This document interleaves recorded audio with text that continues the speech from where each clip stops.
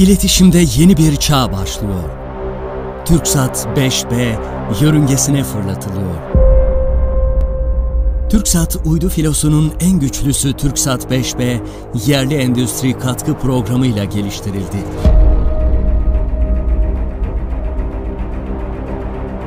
Sabit sınıf uydulara göre 20 kat daha verimli.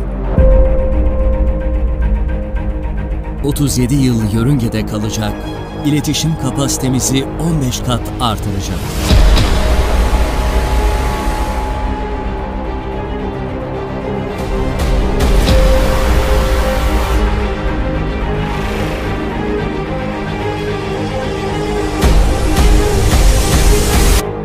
Şimdi atmosferimizden yeni bir yıldız ayrılıyor.